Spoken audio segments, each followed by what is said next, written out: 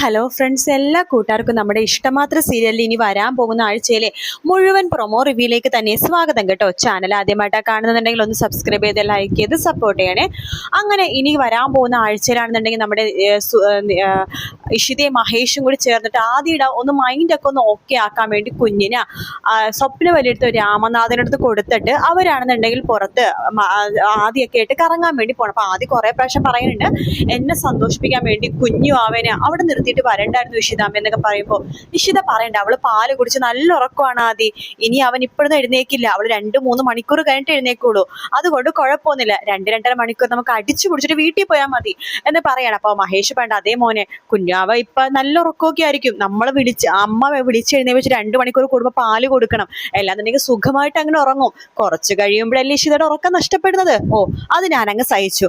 അത് കേട്ട് ചിപ്പിയും ആദ്യം പറയണ്ട്, അതെ അമ്മ സുഖമായിട്ട് ഉറങ്ങിക്കോ, കുഞ്ഞാവനെ ഞാനും ആദ്യമായിട്ട് നോക്കിക്കോളാം, ഞങ്ങൾക്കിപ്പോൾ വെക്കേഷൻ ആണല്ലോ, വെക്കേഷൻ കഴിഞ്ഞിട്ട് പിന്നെ ക്ലാസ് തുറക്കുമ്പോഴേക്കും കുഞ്ഞു അവർക്ക് 4 മാസവും, അപ്പോഴേക്കും പിന്നെ നമുക്ക് കുഴപ്പമൊന്നുമില്ലല്ലോ. അതെ ഞാനില്ലെങ്കിൽ എന്താ, എന്റെ കുഞ്ഞു എന്റെ മോൾക്ക് എന്റെ മക്കളുണ്ട്, ഏട്ടനും ചേച്ചിയുണ്ട് അല്ലേ എന്ന് പറയാണ്. അങ്ങനെ ഒരു സന്തോഷത്തോടെ കൂടി അവിടെ കരിക്കൊക്കെ കുടിച്ചിട്ട് നിൽക്കുന്ന സമയത്താണ് അവിടെയൊക്കെ ആകാശ് വരുന്നത് കേട്ടോ. ആഹാ കൊള്ളാലോ, അച്ഛനും അമ്മയും 2 മക്കളും കൂടി ചേർന്ന് പുറത്ത് ഔട്ടിങ്ങിന് ഇറങ്ങിയിരിക്കുകയാണ്. അതായത് ആ പൊടിക്കുഞ്ഞ ചോരക്കുഞ്ഞ വീട്ടിലേൽപ്പിച്ചിട്ട്, ഇവളെ സമ്മതിക്കണം, ഇവൾക്ക് എങ്ങനെ സാധിക്കുന്നു സ്വന്തം കുഞ്ഞിനേക്കാളും കൂടുതൽ മറ്റുള്ളവർ പ്രസവിച്ച കുഞ്ഞെ സ്നേഹിക്കാനായിട്ട്. സമ്മതിച്ചു തന്നിരിക്കുന്നു.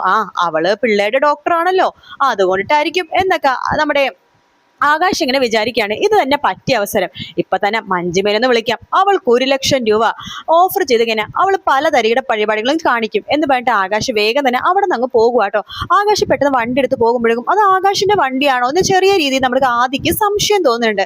ആകാശങ്ങൾ എങ്ങനെ ഇവിടെങ്ങാനും വന്നോ എന്ന രീതിയിൽ. പക്ഷെ ആദ്യം അത് പറയണമെന്നില്ല കേട്ടോ, തന്റെ തോന്നലായിരിക്കും, എപ്പോഴും ആകാശങ്ങളെ കുറിച്ച് മനസ്സിൽ ആലോചിച്ചുകൊണ്ടിരിക്കണമെന്ന് തനിക്ക് തോന്നിയതായിരിക്കും എന്ന് ആദ്യം വിചാരിക്കുകയാണ്. അതിനുശേഷമാണെങ്കിൽ ആകാശ് മഞ്ജുമേനെ വിളിക്കണ്ട്. ഹലോ മഞ്ജുമേ. എന്താ ആകാശ് സാറേ? അതെ, ഞാൻ മഞ്ജുമക്ക് വലിയൊരു ഓഫർ തരാൻ വേണ്ടി പോവാണ്. മഞ്ജുമയുടെ അക്കൗണ്ടിലേക്ക് ഇപ്പോൾ 1 ലക്ഷം രൂപ ഞാൻ ട്രാൻസ്ഫർ ചെയ്ത് തരാം. 1 ലക്ഷം രൂപയോ? എനിക്കോ? എന്തിനാ ആകാശ് സാറേ? അതെ മഞ്ജുമ, എനിക്ക് ചെറിയൊരു ഉപകാരം ചെയ്യണം. അതെ, ബാങ്കിൽ നിന്ന് വിളിച്ചു, പെട്ടെന്ന് തന്നെ ആ വീട്ടിൽ റെയ്ഡ് ചെയ്യാൻ വേണ്ടി ആൾക്കാർ വരും. അതുകൊണ്ട് ബാങ്ക് ബാലൻസും അവിടെ നിന്ന് പണമൊക്കെ സൂക്ഷിച്ചു വെച്ചിട്ടുണ്ടെങ്കിൽ അത് എവിടെയെങ്കിലൊക്കെ മാറ്റാൻ വേണ്ടി അച്ഛനോടും അമ്മയടുത്തും മാത്രം പറഞ്ഞാൽ മതി, ബാക്കിയൊക്കെ ഞാൻ ചെയ്തോളാം. പിന്നെ വാതില് അടയ്ക്കാതിരുന്നാൽ മതി. ശരി, അത് ഞാൻ ചെയ്തോളാം. 1 ലക്ഷം രൂപ ഇപ്പൊ തന്നെ ട്രാൻസ്ഫർ ചെയ്യുമല്ലോ അല്ലേ? ചെയ്യാം എന്ന് പറയാണ്. അങ്ങനെ നമ്മുടെ ആകാശ് 1 ലക്ഷം രൂപ മഞ്ജുമക്ക് ട്രാൻസ്ഫർ ചെയ്ത് കൊടുക്കുകയാണ്. മഞ്ജുമക്ക് ഭയങ്കര സന്തോഷമാണ്. കൊള്ളാം, ഇത് പറ്റിയ അവസരം തന്നെയാ. 1 ലക്ഷം രൂപ കിട്ടി, ഇനി വേണമെന്നുണ്ടെങ്കിൽ അജിത്തായിട്ട് കറങ്ങാനൊക്കെ പോകാം ഈ 1 ലക്ഷം രൂപക്ക്. ദൈവം എന്റെ കൂടിയാണ് എന്നൊക്കെ മഞ്ജുമ ഇങ്ങനെ വിചാരിക്കാട്ടോ. എന്നിട്ട് മഞ്ജുമ വേഗം തന്നെ അമ്മേ അച്ഛാ ഓടിവാ എന്ന് പറഞ്ഞ് വിളിക്കുകയാണ്. എന്തിനടി വിളിച്ചു പോകണത്? അതെ, ബാങ്കിൽ നിന്ന് വിളിച്ചിരുന്നു, ഈ വീടേ വിജിലൻസുകാർ ഇപ്പൊ തന്നെ ഇങ്ങോട്ടേക്ക് വരും, അപ്പൊ അതുകൊണ്ട് പണവും സ്വർണവും ഒക്കെ ഉണ്ടെങ്കിൽ മാറ്റാൻ പറഞ്ഞിട്ടാ വിളിച്ചത്. ബാങ്കിൽ എന്തിനും പൈസ ഒക്കെ ഉണ്ടെങ്കിൽ മാറ്റിക്കോമേ, അല്ലെന്നുണ്ടെങ്കിൽ പിന്നെ ഒന്നും ചെയ്യാൻ പറ്റില്ല. അയ്യോ രാമ, ഞാനൊന്ന് പോയി നോക്കട്ടെ. സ്വപ്നം, ഞാനും കൂടി വരാം. ബാങ്ക് തൊട്ടടുത്താണ്, ഞങ്ങൾ പോയിട്ട് പെട്ടെന്ന് വരാം. കുഞ്ഞ് നീ നോക്കിക്കൊള്ളാം, അത് അച്ഛൻ പ്രത്യേകം പറയേണ്ട ആവശ്യമൊന്നുമില്ല, ഞാൻ നോക്കിക്കോളാം.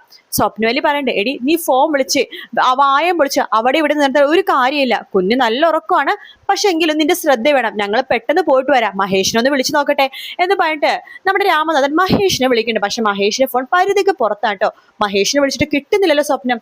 കുഴപ്പമില്ല രാമ, നമുക്ക് പെട്ടെന്ന് പോയിട്ട് വരാം. മഞ്ജുമേ, നിന്നോട് പറഞ്ഞത് ഓർമ്മയുണ്ടല്ലോ, ഞാൻ വേണമെങ്കിൽ പ്രിയാമനടുത്തും കൂടി ഒന്ന് സൂചിപ്പിക്കാം എന്ന് പറഞ്ഞിട്ട് സ്വപ്നവലി രാമനാഥൻ അപ്പൊ തന്നെ ബാങ്കിലേക്ക് പോവാട്ടോ.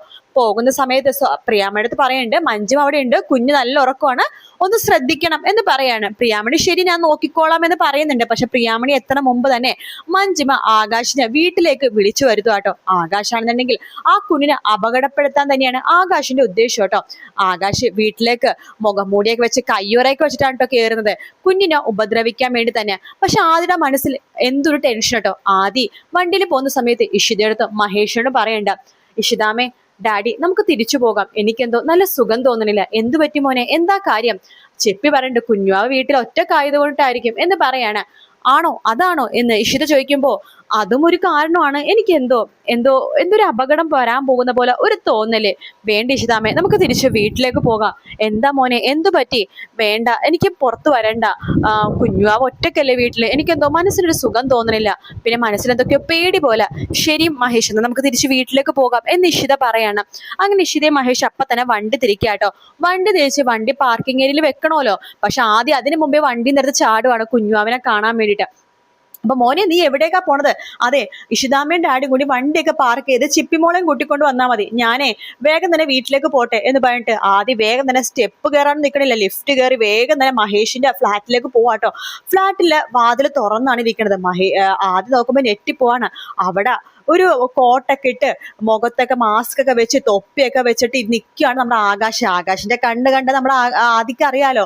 ആദിക്ക് മനസ്സിലായി ആകാശ് കുഞ്ഞിനെ ഉപദ്രവിക്കാൻ വേണ്ടി വന്നിരിക്കുകയാണ്. ആകാശിനോട് ആദ്യം പറഞ്ഞിട്ട്, നിങ്ങൾ ആകാശങ്ങളല്ലേ എന്ന് പറയുമ്പോൾ മാറി നിക്കട ചെക്കാന്ന് പറഞ്ഞിട്ട് നമ്മുടെ ആകാശ് ആദിനെ പിടിച്ച് തള്ളുവാട്ടോ. പക്ഷെ ആകാശിന്റെ കയ്യിലുണ്ടായ തോക്കോ കത്തിയോ എന്തോ ആദിക്കിട്ടാണ് കൊള്ളുന്നത്. അപ്പൊ അതുകൊണ്ട് തന്നെ ആകാശ് അവിടെ നിന്ന് ഓടിപ്പോണം. കാരണം ആകാശിന് മനസ്സിലായി ഇതിന്റെ അതായത് ആദിയുടെ തൊട്ടു പിന്നാലെ മഹേഷും ഇഷിതയൊക്കെ അവിടെ വരുമെന്ന്. അതുകൊണ്ട് തന്നെ വേഗം തന്നെ ആകാശ് അവിടെ നിന്ന് രക്ഷപ്പെടാട്ടോ. മഞ്ജിമയാണെങ്കിൽ ഈശ്വര പെട്ടു. ഈ ആകാശിനെ കൊണ്ട് ഒരു കാര്യത്തിനും കൊള്ളില്ല. ഇനിയിപ്പോ എന്നോടായിരിക്കും ക്വസ്റ്റ്യൻ ചെയ്യലൊക്കെ. ഇനിയിപ്പോ എന്ത് ചെയ്യും? ഇവിടെ നിന്ന് ഓടി രക്ഷപ്പെട്ടാലോ എന്നൊക്കെ മഞ്ജിമ വിചാരിക്കാണ്. ആ സമയത്ത് ഇഷിതയും മഹേഷും മുകളിലേക്ക് വരുമ്പോ ആദ്യം ആകെ വല്ലാത്തൊരു അവസ്ഥയിലാട്ടോ. ആദിക്ക് കുത്തുകൊണ്ട് ആദ്യം നിലത്തിരുന്ന് പെടയുവാണ്. എന്തു പറ്റി മോനെ, എന്താ കാര്യം ചോദിക്കുമ്പോ അത് ആകാശങ്ങൾ കുഞ്ഞുവാവനെ ഉപദ്രവിക്കാൻ വേണ്ടി വന്നു എന്ന് പറയാണ്. മഹേഷ്, അതൊന്നും ഇപ്പൊ ആകാശിന് പുറകെ നമുക്ക് പോകേണ്ട സമയമല്ല. ആദിനെ എത്രയും പെട്ടെന്ന് ഹോസ്പിറ്റലിൽ എത്തിക്കണം എന്ന് പറഞ്ഞിട്ട് ഇഷിതയും മഹേഷും കൂടി ആദിനെ എടുത്തോണ്ട് ഹോസ്പിറ്റലിലേക്ക് പോവാട്ടോ. ആദിക്ക് മേജർ ആയിട്ടുള്ള സർജറിയും കാര്യങ്ങളൊക്കെ ചെയ്യേണ്ട. അതാണ് ഇഷിത പൊട്ടിക്കരഞ്ഞുകൊണ്ട് ഹോസ്പിറ്റലിൽ നിൽക്കുന്ന ഭാഗം കഴിഞ്ഞ വീക്കെൻഡ് പ്രൊമോയിൽ കാണിച്ചു കേട്ടോ. എന്തായാലും ആദ്യമാണ് ആ കുഞ്ഞിനെ രക്ഷിച്ചത്. അപ്പൊ അതിന്റെ ഒരു കടപ്പാടൊക്കെ നമ്മുടെ ഇഷിതക്കും മഹേഷിനും ആദ്യം എടുത്ത് നന്നായിട്ടുണ്ട് കേട്ടോ. അപ്പോ മഹേഷ് വിഷയം പറഞ്ഞു, നമ്മൾ എത്രമാത്രം ആദ്യനെ തെറ്റിദ്ധരിച്ചു. കുഞ്ഞിനെ ആദ്യം ഉപദ്രവിക്കുമെന്ന് പോലും നമ്മൾ തെറ്റിദ്ധരിച്ചില്ലേ മഹേഷ്? അവസാനം കുഞ്ഞിന്റെ ജീവൻ രക്ഷിക്കാൻ വേണ്ടി ആദ്യം തന്നെ വേണ്ടി വന്നു. കണ്ടില്ലേ, കുഞ്ഞിന് എന്തോ അപകടം പറ്റുന്നതായിട്ട് അവനെ തോന്നി. കുഞ്ഞിന്റെ സ്വന്തം അമ്മയായിട്ടുള്ള എനിക്ക് പോലും തോന്നിയില്ല, പക്ഷെ അവനെ തോന്നി. അവന്റെ സ്നേഹമാണ് റിയൽ ആയിട്ടുള്ള സ്നേഹം. അവനാണ് കുഞ്ഞിനോട് ഏറ്റവും കൂടുതൽ ആത്മാർത്ഥമായിട്ടുള്ള സ്നേഹം ഉള്ളത് എന്നൊക്കെ പറഞ്ഞിട്ട് ഇഷിത പൊട്ടിക്കരയാട്ടോ. മഹേഷ് പറഞ്ഞിട്ട്, താൻ പറഞ്ഞ ശരിയാടോ, എന്റെ മോൻ ഒരു ദൈവദൂതനെ പോലെ അവിടെ വന്നില്ലായിരുന്നെങ്കിൽ ഈശ്വര ആദിക്കൊന്നും വരുത്തല്ലേ എന്നൊക്കെ പറയാണ്. അങ്ങനെ നിഷിത ഡോക്ടറെ ചോദിക്കും. ഡോക്ടർ ആദിക്ക് ഇപ്പൊ എങ്ങനെയുണ്ടെന്ന് ചോദിക്കുകയാണ്. കുറച്ച് ക്രിട്ടിക്കലാണ്, നമുക്ക് മാക്സിമം ട്രൈ ചെയ്യാം. വേറെ ഏതെങ്കിലും ഹോസ്പിറ്റലിൽ കൊണ്ടുപോകണോ എന്ന് മഹേഷ് ചോദിക്കുമ്പോൾ ഡോക്ടർ പറഞ്ഞിട്ട്, ഇപ്പൊ ഏതെങ്കിലും ഹോസ്പിറ്റലിൽ കൊണ്ടുപോകണത് റിസ്ക് ആണ്, നമുക്ക് മാക്സിമം ട്രൈ ചെയ്യാം, നിങ്ങൾ നന്നായിട്ട് പ്രാർത്ഥിക്കും എന്നൊക്കെ പറയുന്നുണ്ട്. ഇഷിത മഹേഷിനെ കെട്ടിപ്പിടിച്ച് കരയാണ്. എന്റെ മോനൊന്നും വരുത്തല്ലേ ഈശ്വര, എനിക്ക് എന്റെ മോനില്ലാതെ പറ്റില്ല എന്നൊക്കെ പറഞ്ഞിട്ട് ഇഷിത ഇങ്ങനെ കരഞ്ഞോണ്ടേ ഇരിക്കാട്ടോ. മഹേഷിനാണെങ്കിൽ എന്റെ കുഞ്ഞിനെന്തെങ്കിലും പറ്റിക്കഴിഞ്ഞ ആകാശേ, ഇത്രയും നാൾ ഞാൻ അടങ്ങിയിരുന്നു, ഇനി ഞാൻ അടങ്ങിയിരിക്കില്ല, നിന്നെ വേരോട് ഞാൻ പിഴുതെറിയും, എനിക്കിനി ജയിലിൽ പോയി കിടക്കാനും ഒരു മടിയില്ല, പക്ഷെ ജയിലിൽ പോകുന്ന മുമ്പ് നിന്നെ കൊന്നിട്ടേ ഞാൻ പോകുള്ളൂ എന്ന് തന്നെ നമ്മുടെ മഹേഷ് ഉറപ്പിച്ച് പറയുന്ന ഭാഗമാണ് നമ്മൾ ഇനി വരുന്ന ഈ വീക്ക്ലി എപ്പിസോഡ്സിൽ കാണാൻ വേണ്ടി പോകുന്നത് കേട്ടോ. വീഡിയോ ഇഷ്ടപ്പെടുകയാണെന്നുണ്ടെങ്കിൽ ലൈക്ക് ചെയ്യാനും സബ്സ്ക്രൈബ് ചെയ്യാനും കമന്റ് ചെയ്യാനും മറക്കല്ലേ.